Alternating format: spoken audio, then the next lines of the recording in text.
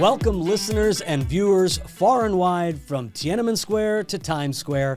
I'm Eirik Gislason, Associate Broker and Team Leader of the Excelsior team at Brown Harris Stevens, Master Certified Negotiation Expert and Instructor, founder of Archway Partners Coaching, and your host of Shear Line Negotiation Mastery, the podcast bound and determined to reclaim and restore the good name of negotiation and unlock the door to value creation, win-win solutions, and the true power of collaboration and integrative negotiation.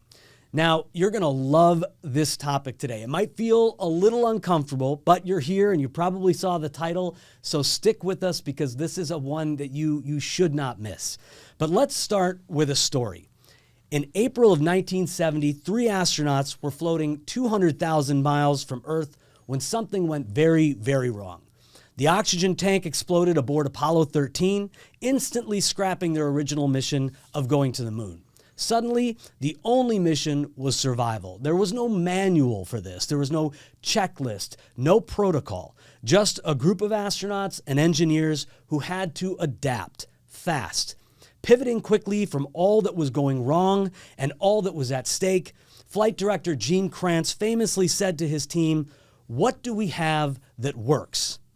They repurposed duct tape, tubing, and parts of the onboard instruction manual to rebuild a filtration system. They figured out how to steer the ship using a pen, a window, and the Earth's horizon, and they brought everyone home.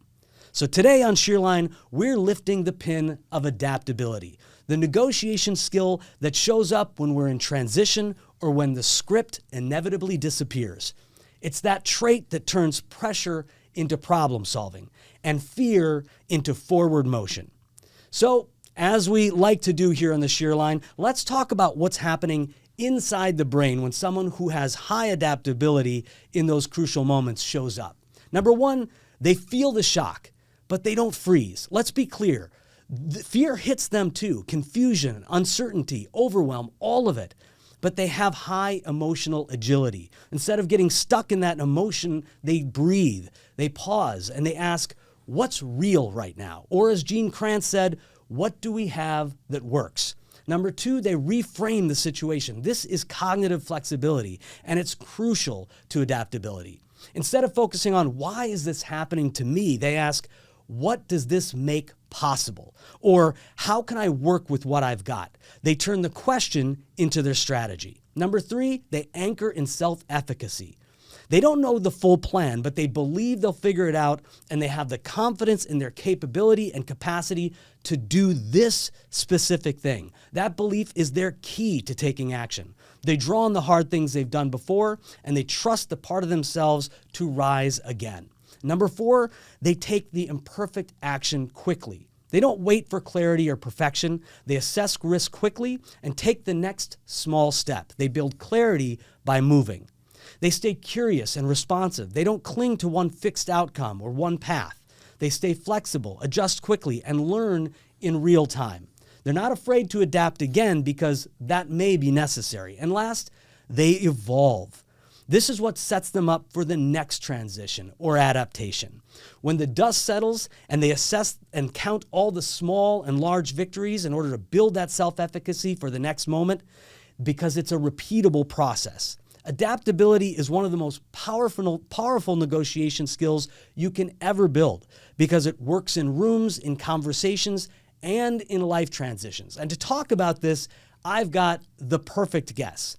Joe Ulam is a colleague of mine and has been for over 10 years, and he's the host of the newest More Network podcast, Becoming Brokerage, on which he interviews agents with fascinating agent transitions and stories of adaptation to brokerage in NYC. It won't surprise you that Joe has also an awesome story of adaptability himself.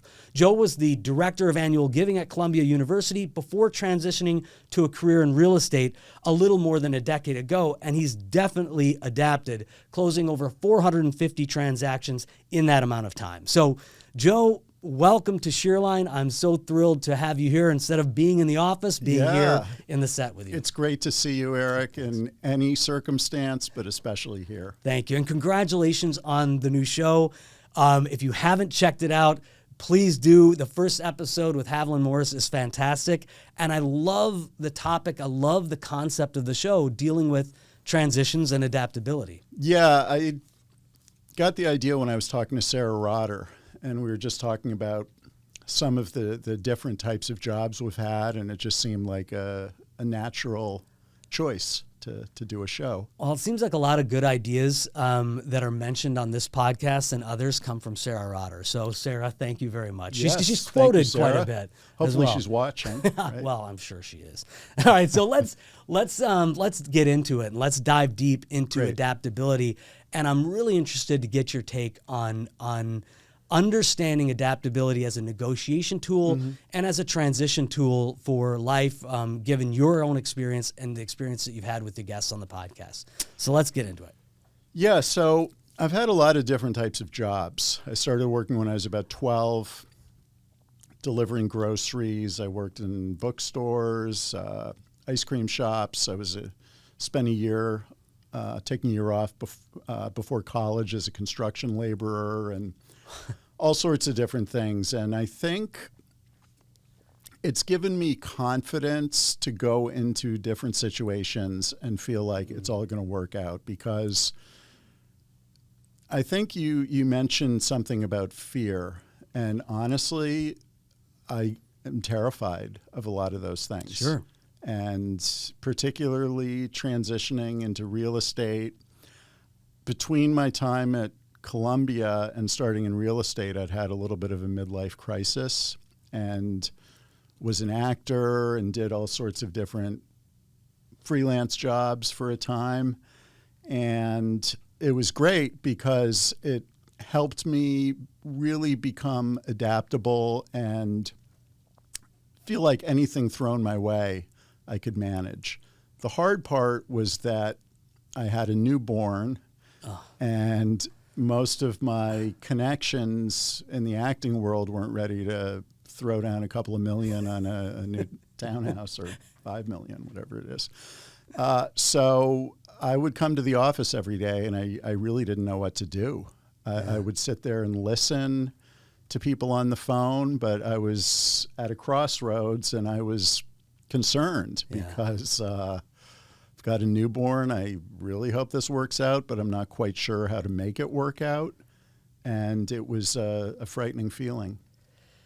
Well, what I love about what you're talking about and the experiences that you had and building up that sense of self-efficacy and self-confidence. And a lot of times we talk about the idea of self-confidence, but what I love about adaptability is it brings in self-efficacy. And that's what you're talking about, that idea that when we know that we can, or we trust in ourselves that we can do this specific thing. It's not that failures don't define me like self-confidence is kind of defined by, but it's that idea that I can do this. I don't know what it's going to take. I'm not sure how I'm going to get there, but I trust that I can. And I mean, with having a newborn, there's an added layer of pressure that gets into your head and that kind of messes with you. But if you have that sense of self-efficacy, that's the linchpin. Yeah, and I've gone through periods of my life where I thought, I'm in the middle of something, and I think, I don't know how this is helping me. I don't know what it's doing for me right now, but I know I'm going to look back and think, that really helped me, because you get experiences that you can draw upon. The best thing I ever did was take a year off before college, and I was out there digging ditches and lugging around lumber. Yeah. And it did me a lot of good, because I went to college and I was motivated. I really studied hard. And when I was post-Columbia, when I was working as an actor, my job, my survival job, as they like to call it, I wanted something that was commission-based. I wanted something I could work whenever I felt like it. Right. And so I started selling comedy tickets in Times Square, and you've probably seen those guys. Yeah. Do you like comedy? Yeah. And I'm probably the one person you'll ever talk to who actually loved that job. Oh my gosh, amazing. I've met so many characters, and there's a very high attrition rate because Oh God, I can imagine. people come out there, they think they're personable and they're a good, skilled salesman, and salesperson. And for 10 minutes, you see them and they're bouncing around, going up to people. And then 10 minutes later, you look over there and there's just this look of desperation and discouragement. And I probably heard no more times in one day than a lot of people hear in a lifetime. And I'm not someone who, nobody likes getting rejection, but I grew up, I was always very sensitive to it, but I got over it. And I don't like bothering people, but you have to go up to strangers and it's all commission. So you have to go up to them and talk to them in such a way that they're going to hand over their cash to you on the street. You're just some guy standing on the street. And for me, what really helped was just what I learned kind of along the lines of what we're talking about is that within 5 minutes, if you get someone to stop and talk to you, within 5 minutes, so many things can go wrong. Some guy dressed as Elmo might stick his head in and interrupt you. It was somebody who's trying to undercut you, offering a better price. So you really have to know what you're going to say, but then be able to respond if there's an objection. Right. And I always look at it like a comic strip where somebody is talking to you and then there's a subtext where you see the bubble of what they're thinking. Oh, I love that. And I feel like that happens in negotiations, and it's why I always like to talk to people on the phone because there's no real subtext in a text. Yeah. And if you talk to someone on the phone, you hear the timbre of their voice. They might be saying, "Are sellers motivated?" And when somebody says that to me, I think you want me to offer 20% under ask. Right. Yeah. Right. Yeah. So, yeah. Or what would your seller say if we were, it's $1 million apartment? You're like, what would your seller say if our opening offer started with an 8? And they're like, well, and you're like, okay, well, good. I know that's going to be all right. Yeah. I love having heard no so much is I love just saying no without elaborating on it. Somebody says, would your seller take less than $1 million? No. Just leave it at that. Yeah, that's what you said when I first asked you to be on the podcast. But I did not take no as my final answer. Fortunately, all those calls and texts and phone calls knocking on my door, you really didn't have to. I think the knock on the door was the final. Yeah, I mean, ringing the buzzer at 3 a.m., that wasn't really necessary. Hey, but look, I do what I do to get you here. That's what I do. In demand. I mean, I had a lot of TV shows to watch. I'm fascinated by this experience you had selling comedy tickets. What was it? And that idea of a comic strip and seeing the thought bubble, the subtext of what is behind what they're saying. Was this over time or very quickly? Did you start to hone the script or the process that you used, or was it different each time? It could be a little different each time. You have people from all over the world, and that's one of the things I loved about it is you talk to different people from different countries with a whole range of different experiences. Even if they're not interested in buying tickets from you, you can learn a lot about people from that. And the nonverbal cues I kind of learned to pick up on, when people start to pull away. And I had a friend, after doing it for a decent amount of time, it's all commission, so you can be out there for 4 hours and make nothing. And can you just work as long as you want? Or yeah. Oh my goodness. And so, but then if you stay 4 hours and 10 minutes, maybe you walk home with a couple of $100 because you never know who's going to come along. But that's where I remember I would stand out there in the street. It would be 25 degrees. I'm standing there in a coat. There aren't many people around. I'm, in my 40s. I'm thinking, I really hope this pays off one day. But goodness. It was great. And I started working with a friend, and we had the same sense of humor, and we just had so many good times. And but yeah, I think pretty quickly we did learn to pick up on cues, and a lot of it would be sometimes people are talking to you and they look at each other and maybe they speak a different language. You know, they look at their partner or their friend and you can sort of know what they're saying, and often they didn't believe the tickets were legitimate. Right. Yeah, I can imagine. Because I'm just some guy on the street. Yeah. You know, how do you legitimize? How did you gain their trust enough to make them understand that what you were selling was actually legitimate? Yeah. Well, one of the things we would say is that, look, if I were going to pull a scam, I would think of a much better scam than this one. Right. Standing out here selling comedy tickets in 10-degree weather for $20 each. But sometimes people just won't listen to logic. You can say, look, the phone number is on the tickets. You can call the club. Oh, well, how do I know it's not a friend? And you say, well, so you think I printed up 100 tickets with my friend's phone number on them so you can call them and ask if they're legit? And so it's challenging. And I don't know how it would work now, since we're in even more of a digital age. It's probably even more tough. But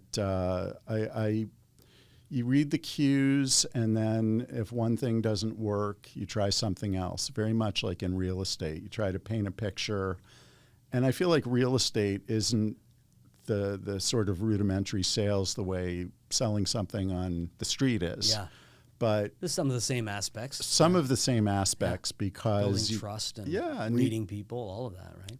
And you can pick up on what people are thinking, but at the same time, it's important to recognize that just because I might be right 7, 8 out of 10 times, I'm wrong a lot of the time too. And I've had people come in and look at an apartment and just they're in and out. I think, okay, no way, and then they make an offer. Right. So you never know 100%, but all you can do is do your job, state what you think is going to work. And, you know, I learned a lot from our office. I think we're very lucky in that we have a very congenial group of people. And I feel like you could be busy in your office and I could knock on your door with a problem, and you would put aside whatever you're doing and you would sit there with me for 20 minutes and help. And you brought in the fact that you had a friend that ultimately the two of you started working together. And oftentimes that having one person who's like-minded or who has got the same kind of mindset that's there with you, it elevates everything. Now you can be adaptable together, right? Absolutely. Yeah. And I love collaborating. Yeah. And I do that at work a lot. I collaborate, work different listings with people. And it really helps because often you talk about overcoming the fear. A lot of times we have to call and give bad news in this business. And so if I have someone I'm working with who knows the owner or knows the buyer, you're in it together. Yeah. And a lot of times people might be eccentric or difficult, and you're dealing with it together. You're not just sort of on your own having to deal with this difficult situation. Yeah. Well, I'll give you one story that just ties into your job in Times Square. My wife and I, one of our favorite New York moments of all time, we thought we had tickets to a comedy show. So we showed up, and I can't remember what comedy club it was there. So we showed up. We get to the concierge or to the front desk, and there are no tickets. They didn't have our tickets, and so we're like, oh no, what do we do? So we're like, well, we can go to Times Square and see if there's a comedy show that we can go to in Times Square or nearby. So we walk into Times Square, and we said the first person that asks us, do you like comedy? We're going to answer, yes, we do. And so we walked to Times Square. Somebody said, hey, do you like comedy? And my wife and I went, yeah, we do. And their face was like, what? Really? Really? And we bought our tickets and went to a show somewhere else. So, well, I do have to interject. That was never my thing to say, do you like comedy? I tried to be a little bit original. You didn't do that. I kind of wanted to do something a little different. Well, but, good for you. Thanks for coming to me and buying them. If I knew, I would have. No. You would have been the one heads above everyone else in Times Square. I couldn't have missed you. All right, well, we're going to take a break, and we're going to come back and talk a little bit more with Joe. What do you really need to know about buying or selling a home? First, it's serious business, and it's complicated. There's a lot of money on the table, and emotion too. You need an agent who knows the ropes. So, whether you're buying or selling your home, work with professionals who have a mastery of the craft.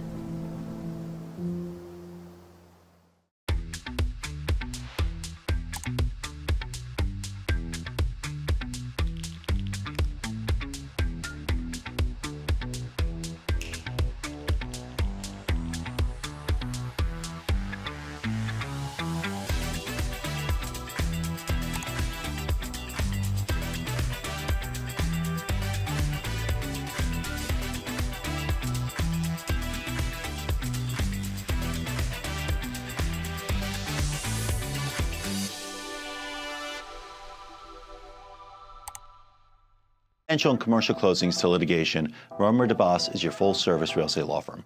We blend big firm knowledge with boutique-level attention, delivering outcomes that exceed every expectation. Contact us at romerdevos.com. Looking to stage a property but on a tight budget and timeline? Stage with Stage and Fold. Stylish, lightweight, foldable, 3D printed cardboard furniture that looks real. Quick delivery and easy assembly. Staging starts at just $199 a month per room, and setup takes less than 30 minutes. Contact us today to stage smarter, sell faster, save thousands with Stage and Fold. All right, welcome back. We're here with Joe Ulam. Now, Joe, agents in our market, well, in across the country, but specifically in New York City, we have seen a lot of changes in the past year. The adaptability or the necessity to adapt over the last year is probably more than I've seen in my entire 20-year career. Sure. So what conversations have you had with agents, directors, leaders, or with clients adapting to the changes in buyer representation, in the FAIR Act, and in the market shifts with higher interest rates? What conversations have you been having with clients and colleagues?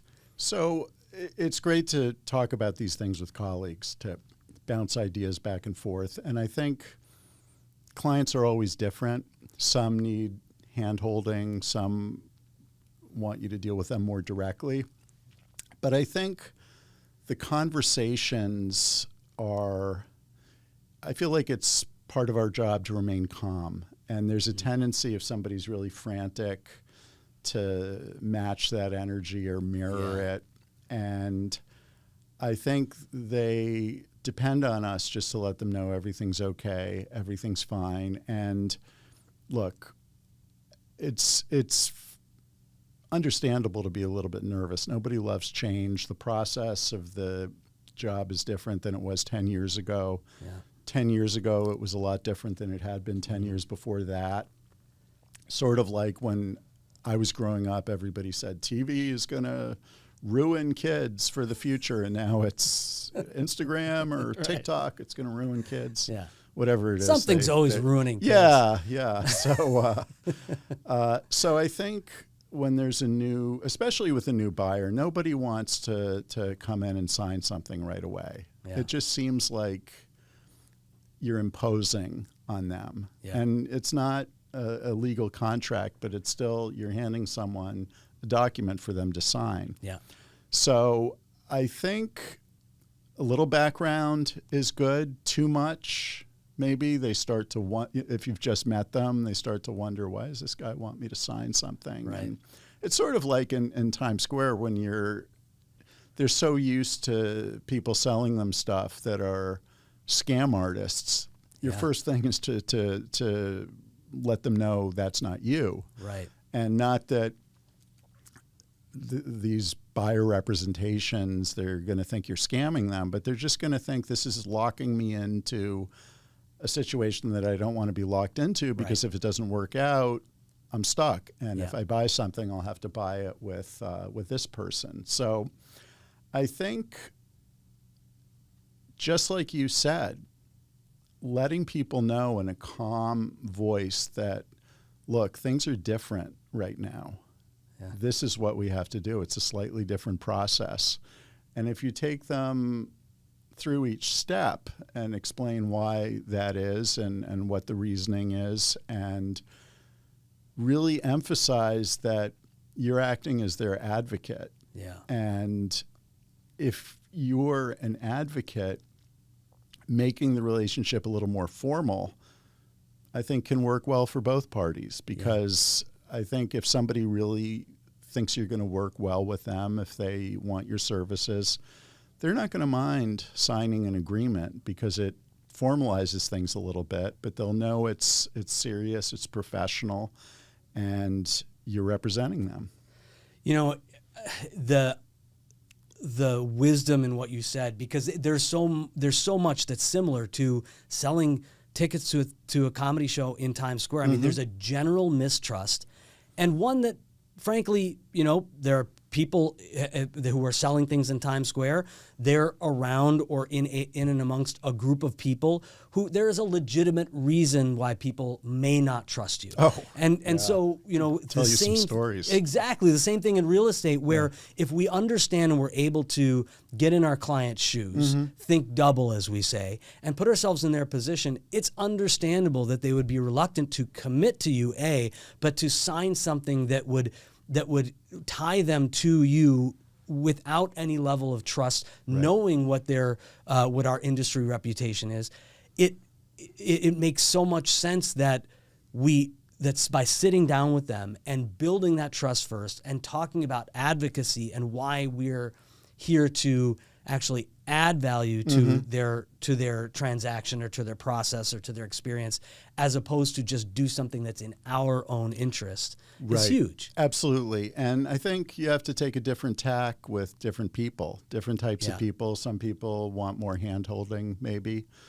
And my first experience with a realtor in New York City was about 1991, and I was looking at this studio apartment, and it was a guy with a ponytail who spoke about 1 million words a minute. Not that there's anything wrong with ponytails or man buns. All of you, our audience, the ponytail crowd, we love you. Yes. There's the nothing. Man buns, maybe not so much now. I'm kidding. Oh God, now you got us in trouble with the man bun crowd. But and he, you know, he just basically was like something out of a movie. He was just trying to rope me in to sign something, give him a deposit, and for many years, that was my impression. So people have their preconceived notions of how a business relationship with a realtor is going to go, and we have to explain that it's not like that. I often liken the idea of building trust, and in this market with the Fair Act, where we have different relationships with rental agents, do they need us? Absolutely. Are we valuable? Absolutely. But there's an added layer of a commitment that's required from both sides. And the same thing with buyer representation agreements. And I speak to a lot of agents about their frustration with these changes. And a lot of it has to do with they weren't used to the process of building trust, building rapport, showing their value. It was kind of like, you know, by representing a buyer, they'd be like, oh, you don't pay me anyway. So, you know, there's no out-of-pocket expense for you.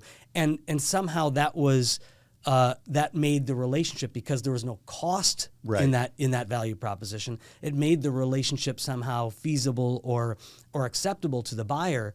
Whereas, you know, the analogy I use for agents is if you don't have that trust muscle, if you don't know how to build trust, it's kind of like if somebody gave you a set of you know, a fork, a knife, and a spoon, right? And so you have the tools to eat, but then they told you you can swap out that knife for a steak knife because you're going to be eating steak, and you're like, no, that's okay. I'm just going to cut it with my butter knife, right? And it's like that's not going to work. If you can you know use that muscle and actually gain that ability to build trust quickly, now you've got a steak knife, and the steak knife's going to cut your salad. It's also going to cut your steak as well. You know, absolutely. And I think that people need to understand, if they're going to work with me, I'm going to have their best interests at heart, and I'm going to fight for them. I'm going to do whatever it takes to get them the best deal that I can.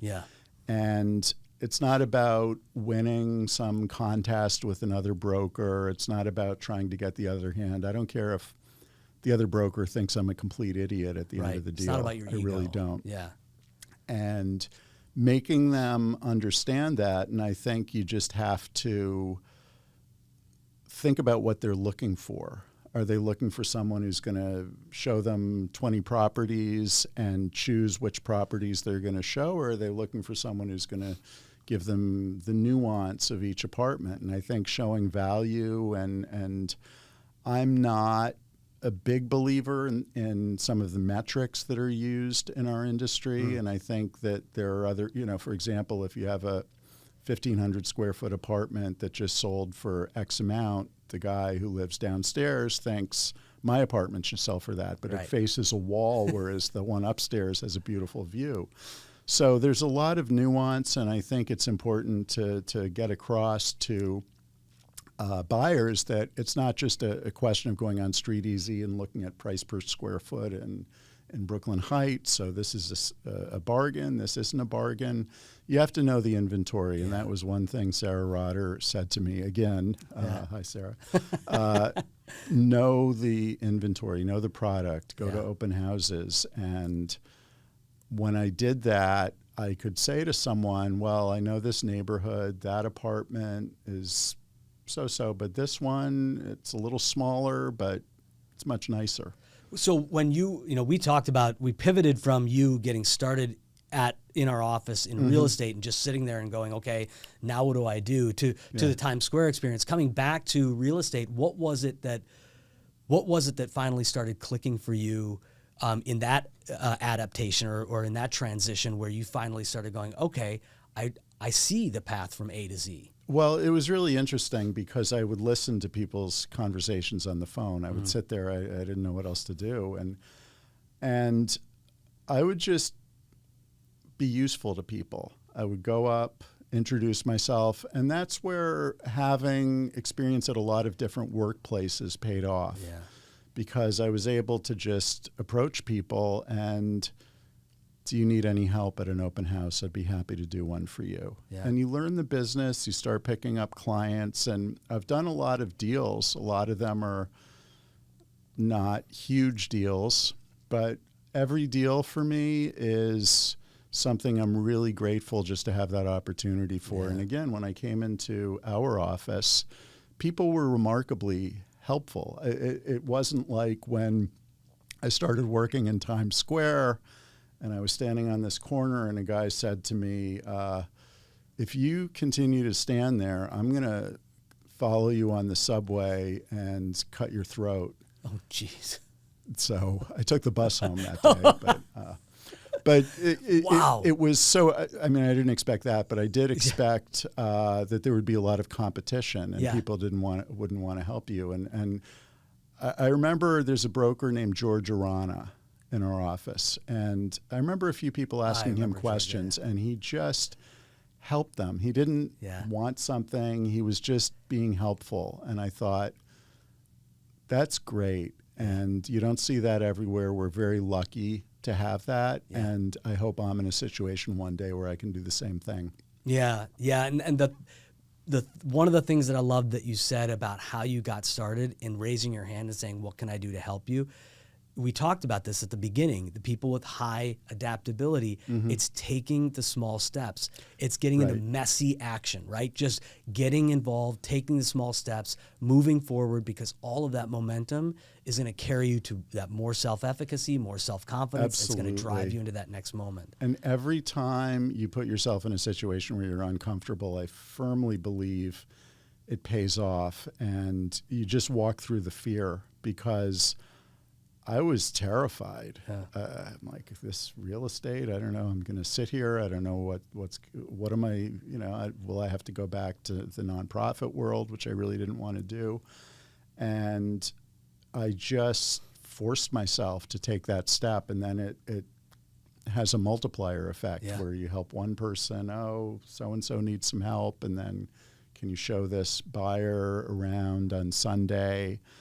And it really puts you into action, and you have to take those small steps. It's sort of, I said to I've never been the neatest person when it comes to apartments. And I said to a friend, my place, it's a mess. What should I do? And he said, well, you can go in and clean your kitchen sink, right? And I said, yeah. And so I did that. And then once I started, it was a little easier. Yeah, that's right. I didn't want to, but I did. And that's a small example, but it's like that in real estate. The first time you show someone an apartment or meet a client, I'm nervous. I think a lot of people are. And I think I try not to show that I'm too nervous, but I also don't want to pretend that I'm fully in control of everything. I want to be human and relatable. And I think that's what people want. And at the end of the day, everybody wants someone to be there for them, someone who's going to be useful, who's genuinely interested in helping them. Yeah. Vulnerability is one of the strongest sources of power we have. I fully believe that. Agreed. Yeah. All right. Well, we're going to take another break, and we're going to hear from our sponsors, and we'll be right back. I'm Brian Scott Cohen, one of the top loan originators in the country, and the #1 mortgage originator at Guaranteed Rate Infinity. Guaranteed Rate Infinity arguably has the most advanced tech in the industry. Our completely digital loan process makes it easy and efficient for homeowners, from a 15-minute pre-approval to the digital application and through closing. My team and I would love to help you get into the home of your dreams. Hi, I'm Dylan Pachulik, CEO of XL Real Property Management, New York's most trusted name in luxury property management since 2012. We specialize in managing individual apartments, townhouses, and rental buildings held by absentee owners. We maintain our properties with the highest standards of quality and service so that owners can choose a hassle-free approach to real estate investing. Rented or owner-occupied, we handle it all. For more information, contact us at xl-rpm.com. Hi, I'm Evan Greenberg with Langdon Title. I specialize in title insurance across New York, helping real estate attorneys, agents, and brokers close with confidence. I solve problems fast and keep your deals moving. Contact me anytime. All right, we are back. So let's talk about cognitive flexibility that I mentioned at the beginning, the ability to shift how you think about a situation. How have you seen that skill show up with yourself or with other successful agents, brokers, leaders that you've dealt with? So, interesting. When I worked at Columbia, and it was nonprofit fundraising, I started there and doing a certain thing, and then I became a manager and director of an office, and I really didn't like managing people. Okay. I was not a good manager, I don't think. I just wanted everyone to like me and hang out with me, to be truthful. So I think a lot of managers fall into that trap, unfortunately. Yeah. And I admire anyone who can manage successfully. And I had to adapt to seeing how other people, instead of trying to control how other people saw me, I just had to do what I needed to do to be a manager and to see that the work had been done. And I think adapting I feel like people have a pathological need for control in a lot of situations. You want to walk into a negotiation or whatever it is and know what's going to happen. Yeah. And that's certainty. Yeah. And you just don't. And so I think you have to change your mindset just to embrace that I'm going to be true to myself, true to the client, and let the chips fall where they may, and then I'll adapt to that. But that took me a long time. That was really one of the things in real estate that I think took me a little while. I wanted to, you want to control the deal. Yeah. But I think there's an element that you can't control, and you can't be afraid of that, if that makes sense. Yeah, it sounds like you're a lot like me when I've had multiple jobs before I got into real estate. multiple failures before I got into real estate, multiple failures in real estate, right? But what I've learned through real estate, I will oftentimes go back to those prior jobs that I had, those prior moments when I could have done a different thing and had a more successful outcome. And I think of all of the things that I've learned through real estate, how it's built my character, how it's built my level of self-efficacy, self-confidence, self-assurance. And if I had the tools that I have now, that I've built through the failures in real estate, through this career in real estate, I think, wow, what I could have accomplished, how much of a better manager, how much of a better this could I have been, actor, you know, how much more successful would I have been had I understood these tools then? Right. Because real estate does that. If you do it well and you have that success in real estate, you tally up all of these small and large victories that start to build a different person.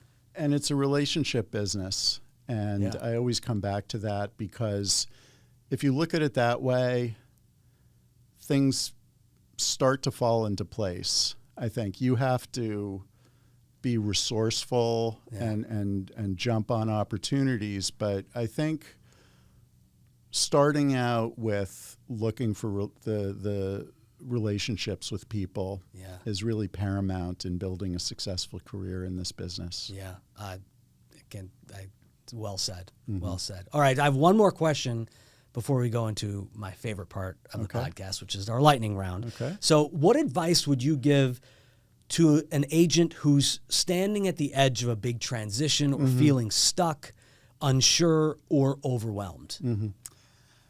I would say be useful to people in your office. If people in your office are not open to that, find another office. But not only, if you're useful to other people, I think it builds tremendous self-esteem. And you can go home, and it's a cliche, but you look in the mirror and you know that you've done something to help someone else. Yeah. Maybe it didn't pay off today, maybe it won't next week. You're not doing it to pay off that way, but it does. And I think that the more you do that, and it is a little bit of a long game. You don't just start and punch your card and start collecting a paycheck. It takes a while to learn what to do every day and how to connect with people, follow up on leads and so forth. But find a congenial office, find people who need help, people who are comfortable, that you feel connected with, and walk through the fear. I love it. That idea, and we've touched on this a couple of times in the last 30 minutes or so, the idea of counting those small wins. It's something, it may not pay off financially today. Right. You go home, you look in the mirror, you know that you accomplished that thing, small or big. Those things start to add up. And I think so many agents discount those small victories, and they realize they don't get to all the way from A to Z. And if they don't get to Z, they've failed. And everything that they've done along the way matters none, doesn't matter at all to them, when it really, you need to count all of the victories that got you to the step that you failed. I've done open houses for people, particularly when I started. I'd sit there, no one shows up. Yeah. So I think, I'm going home, got a few bucks for doing the open house, but I didn't meet a potential buyer. I didn't do anything, but I was in a property. I was in a building. I walked in and said hi to the doorman. And it's like putting something in your real estate bank account. Yes. And that's part of your experience. You learn the inventory. You're not going to get a paycheck for it yet, but it puts you in the game. Yeah. Oh, great. That's a great way to end this section of the interview. Okay. Now we're going to go on to the lightning round, and we have theme music for the lightning round. So cue the theme music. What kind of music? All right, you ready? It's like in baseball when the relief pitcher has their music that they. That's right. Yeah, so. Just coming out from out the bullpen, walking like What was it in Major League? Ricky Vaughn? Yeah. Yeah, like that. Right. So you ready for the Ricky Vaughn experience? You have your glasses with the little skull and crossbones on them? Well, I don't know, Eric, but I will walk through the fear right now and see what I can do. I will. It's not going to be. These are questions that I want your insight. They don't have to be one word, but this is just to get to know you a little bit better. Okay, great. So we started with a story about this, but I want to ask, when anyone in New York City who's walked through Times Square has heard the words, "Hey, do you like comedy?" Right. So Joe, do you actually like comedy? I actually don't. I think there are some comedians I love, but I feel like a lot of it is very mean-spirited, and I love Bill Burr, for example, but you go to see a show and overpriced drinks and I'm not a huge fan. See off-Broadway theater. That night that we said, we said, yeah, we like comedy. We ended up at this show in Times Square, and it happened to be Fleet Week. And I've never had a more bizarre experience at a comedy show. I thought there was gonna be a fight. Nobody was into the insults being laid out by the comedians, and the comedians, each comedian that came on was like defending the comedian that was on before them. Ooh. So that it just got more and more insulting. There are people leaving, and my wife and I were like, maybe we don't like comedy after all. We paid for this. Right. All right. So I know you are a proud father. Yes. What's your favorite thing about being a dad? I think the way my son looks at me right before he falls asleep, because ever since he was a baby, no matter how ornery he gets as he gets older, he's so tired and he's about to fall asleep, there's still this look on his face that's just remarkable. It's a look of this transparent love and affection. Oh, man. And it's beautiful. Yeah, that is beautiful. I love that so much. Great answer. All right, so you find yourself in your favorite New York City neighborhood with a free hour of time and nothing to do. Where are you, and what do you do? Let's see. So that's a tough one, and I'm trying not to say I just sit down on a park bench and go on my phone, because, and I'll try not to be too long-winded, because I know take it's the as much lightning time round, as but you I was recently away on vacation. We were in Spain, and so we were a little less time on the phones. And I was looking around and at the people, and I started feeling like the world was a more interesting place, because we're so caught up in our phones. You sort of forget. I love looking at different people and thinking about their lives and seeing the buildings around you and feeling the weather. So wherever I am, I just try to sort of drink that in. And if I'm sitting at a cafe, I might have a cup of coffee and just look around and not feel like I had to suddenly get some instant connection with something. So love that too. Oh, all right. Wow, your answers just keep getting more and more interesting. Well, so let's see what you got for this one. Keep going.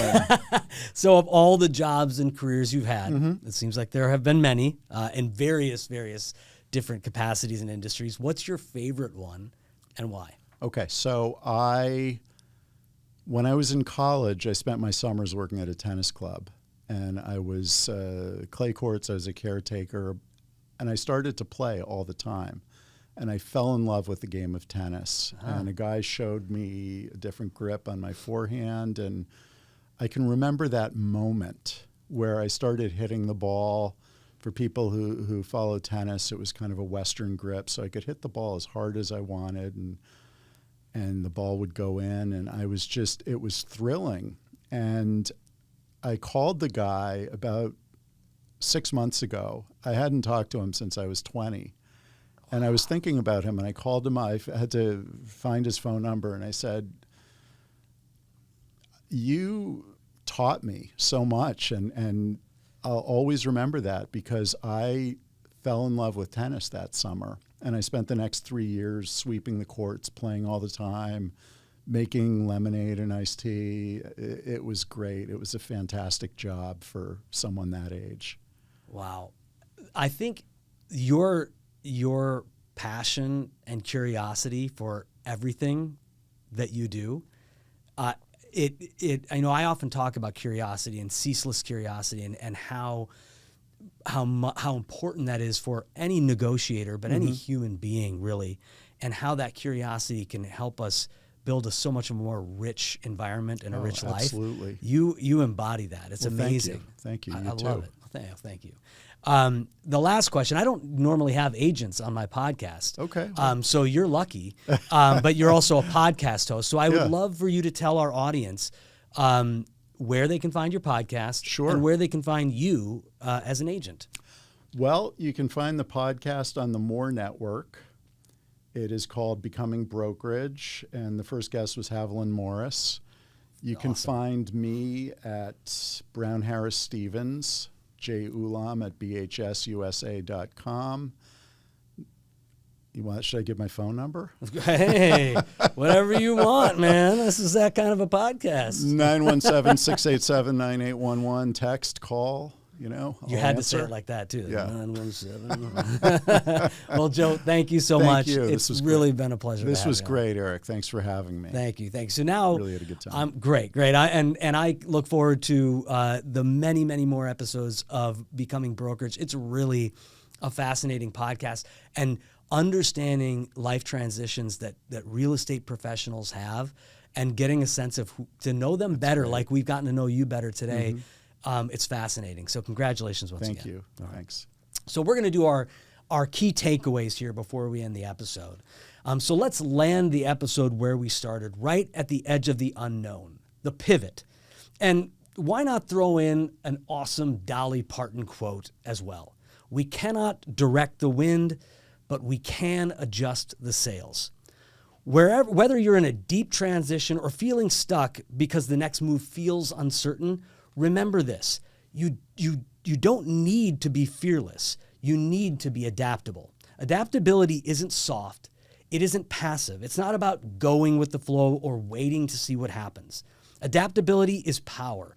It's the mindset and muscle that lets you negotiate with uncertainty instead of letting it negotiate with you. So here are 4 things you can do right now. Number 1, engage with change, as Joe talked about. Stop waiting for fear to vanish. Stop waiting for the time to be perfect. Adaptability starts when you say, I'm in this and I'm showing up. Ask yourself, how do I want to show up in this moment? Not reactively, not from a place of panic, but with intention, with presence, and with power. Number 2, make one small move. Adaptability builds through momentum, not motivation. You don't need to overhaul your life or build the perfect plan. Just take one step. Reframe the thought and ask, what else could be true here? What's one small move I can make today that my future self will thank me for? Momentum is built one decision at a time. Number 3, trust that you'll figure it out. You don't need all the answers to begin with. You just need to believe that you can figure it out as you go.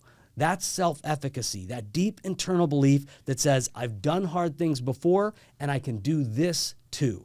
And number 4, lead with the internal negotiation. Every transition starts with a conversation inside your own head. You'll be tempted to delay, to doubt, to wait for certainty. Don't. Negotiate with that voice. Challenge it. Lead it. Tell yourself, I hear you, but I'm doing this anyway because I trust myself. This is your moment, not because it's comfortable, not because it's perfectly timed, because it's uncertain. And that's where adaptability lives. That's where your next level begins. And that's Shear Line, everybody. As a reminder, you can support this show by following us, subscribing, rating, and reviewing the podcast on YouTube, Spotify, Apple Podcasts, or wherever you get your podcasts. Just go to getmorenetwork.com, and there you can check out all of the amazing shows on the More Network, including Becoming Brokerage and all of the past episodes of Shear Line. You can find me all over Instagram at archway.partners, as well as on YouTube, Instagram, and Facebook at Eric the Expert. You can contact my team, the Excelsior team, by going to bhsusa.com. And you can connect with my company, Archway Partners Coaching, by visiting archwaypartnersinc.com, where you can find out all about our new Mighty Network community and all of the fantastic courses and modules and scripts and live training and small group coaching that we're doing there. So check that out. And as we say, guys, remember everyone, there's a key for every lock, but it's the right combination of grooves, cuts, and teeth that lift the pins and create the shear line. Until next time, keep turning curiosity into connection, mystery into mastery, and keep unlocking what's possible. We'll see you next time, everybody.